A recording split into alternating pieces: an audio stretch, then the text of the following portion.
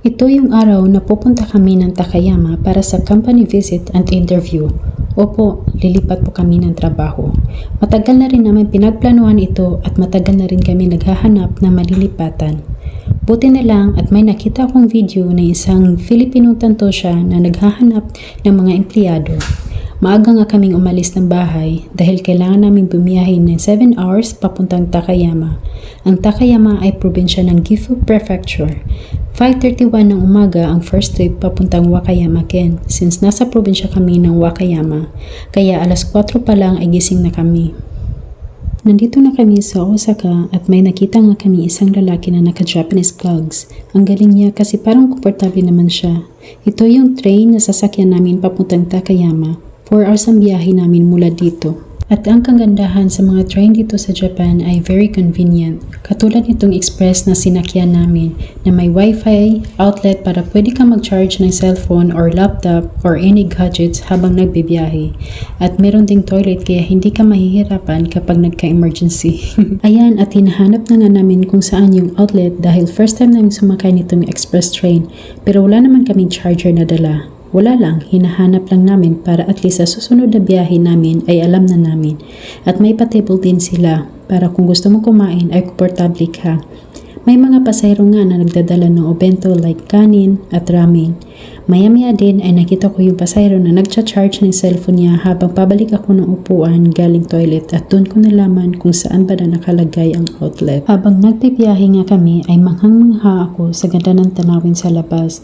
Ang mga ulap ay tila yumayakap sa tuktok ng mga bundok na parang lihim itong itinatago sa mata ng mundo. Sa bawat tanaw, ramdam mo ang preskong hangin na tila bumabalot sa buong paligid. May mga ilog din kaming nadaanan, kristal ang tubig at malinaw na malinaw, parang salamin ng langit. Napapaisip tuloy ako kung gaano kaganda talaga ang Japan, lalo na sa mga probinsya. Ito yung klase ng tanawin na gusto mong titigan habang namumuni-muni sa buhay. Ang mga palayan ay tila ginintuan sa ilalim ng sinag ng araw, isang tanawing tunay na kayiganda. Nakaramdam na kami ng pagod, antok at gutom dito dahil wala kaming kinain bago kami umalis ng bahay. And finally, thank God, nakarating din kami sa destinasyon namin ng safe. Sobrang ganda pala ng station nila dito. Pagkaakyat namin sa taas ng station ay medyo na-shock kami sa daming mga foreigner. Hindi namin inaasahan dahil dito ay probinsya.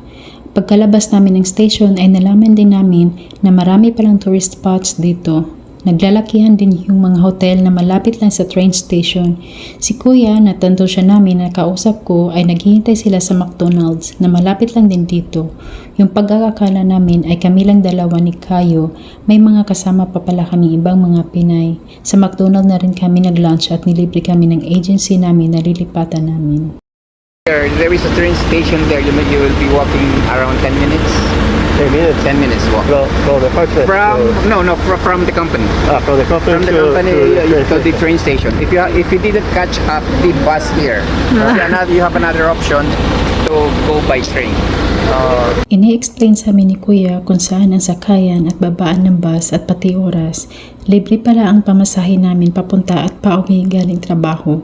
Sa labas ng company ay marami ding shops katulad ng Seria, Home Center, Supermarket, Docomo, Konbini at iba pa. Pwede kami mag-grocery after ng trabaho. Papunta na nga kami nito sa apartment na titirhan namin. Medyo nagmamadali nga si Kuya dahil kailangan namin habulin yung last trip ng train pabalik ng Osaka. Nung pagkakita namin sa apartment, medyo nakafeel ako ng takot dahil nga luma na siya at baka biglang gumuho pag naglindol ng malakas. Nakakatakot din yung building dahil sa sobrang luma nagmumukha siyang abandon. Kaya mura lang yung renta dito. Sobrang lamig pala dito pag winter dahil araw-araw nag-i-snow. November pa lang ay nagsimula ng mag-snow. Nagustuhan nga namin ni Kayo yung lugar dahil kapitbahay lang namin ang bundok. Mahilig kasi kami maglakad-lakad at mas gusto namin na marami kaming nakikitang mga puno sa labas at mga bundok. Hindi nga namin naabutan yung last trip ng train pabalik ng Osaka kaya magbabas na lang kami papuntang Nagoya. Bumili nga kami ng tinapay para pang merienda habang hinihintay namin ang oras ng pag-alis ng bus.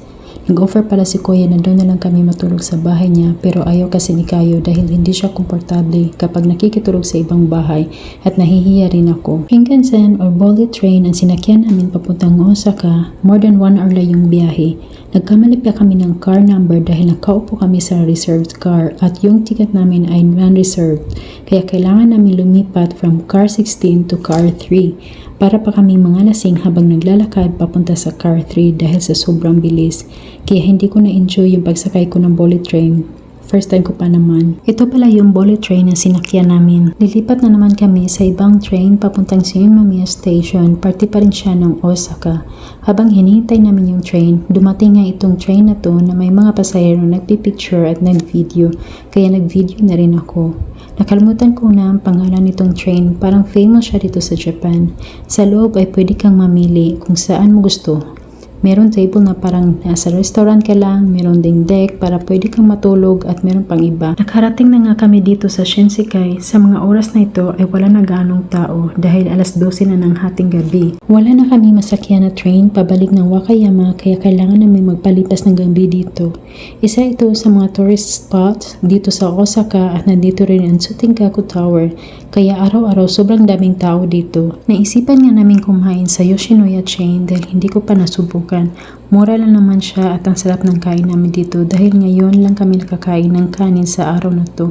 Dala na rin ng pagod at puyat. Dito kami ngayon nakaupo sa harap ng Don Quixote. 24 hours pala ang Don Quixote dito.